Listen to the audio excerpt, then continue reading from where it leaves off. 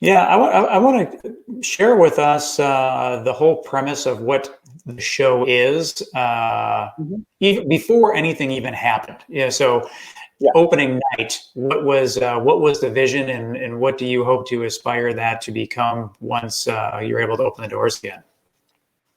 Yeah, theater is really a method for us to use to get families to spend some time doing something together, and that's been something I've done in other capacities for many years. But this was the nucleus of this idea was something that our family had. We were on a vacation years ago, um, and we said, "Man, when you're on vacation, you're trying to spend time together as a family, and a lot of things are like, well, somebody wants to do this, somebody else wants to do that, and you sort of go along, but there's not a lot of things that you do together." And there's challenges on a family, and you want to spend time together because you want to sort of build values in the next generation. You want to spend time, you want to see how people are doing and recharge batteries and everything, and you want to do that together. And that's not always how family vacations go. And so we had this idea about the show, or at least a version of it, many years ago, and we said, well, this is a great idea. If we ever lived somewhere that was like a resort area, this would be a great thing to do. And so years later, we find ourselves in Virginia Beach, um, and we were trying to figure out. So as sort of some plans changed, we were trying to figure out what's next for us here. We had just bought a house, and we were trying to figure out what's our next move here. Um, and we felt very committed to staying here.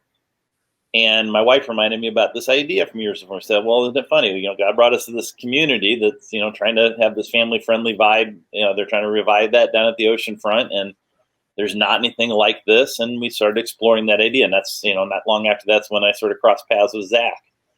And so what it shaped into was creating a theatrical production. So like you would go to a play or a musical.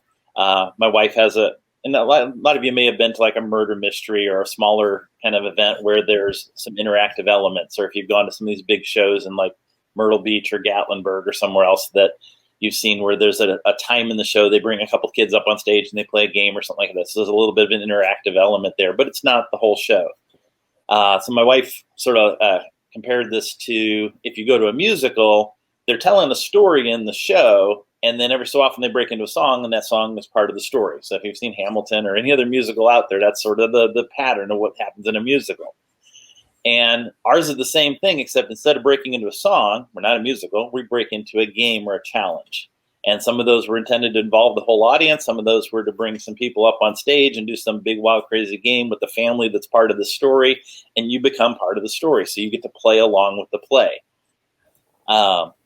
And that was designed to be a together moment. So when we say family fun experience, it really is about it being an experience together as a family. Family isn't just code word for like, this is fun for the kids or this is children's theater.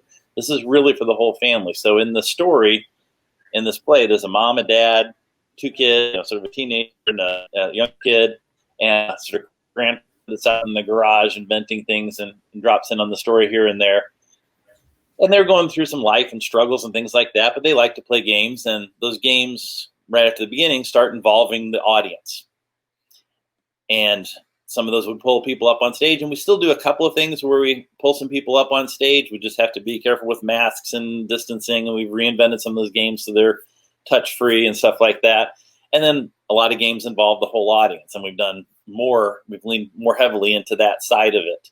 But you get to play along all through the story and get to connect with what's going on in the family in the story, like you would in any show. You sort of identify with what's going on in the story, but then you also get to connect a little bit with the members of your own family while you're there. This is your first business that you ever had? No. Okay, so you've done this rodeo before. What did you learn from, in some capacity? Yeah. Sounds like. Yeah. What did you learn from that previous experience that you've been able to utilize with this one? While there's some pieces that I'd say that are there, there's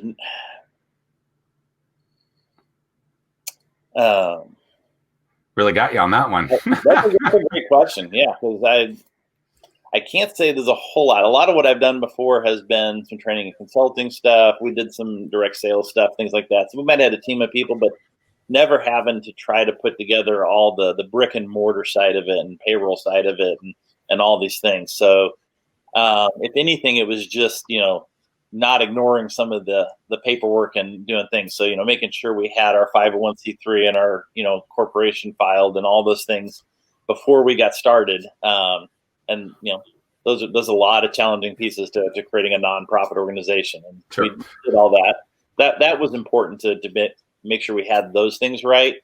But it's been a constant learning process. What about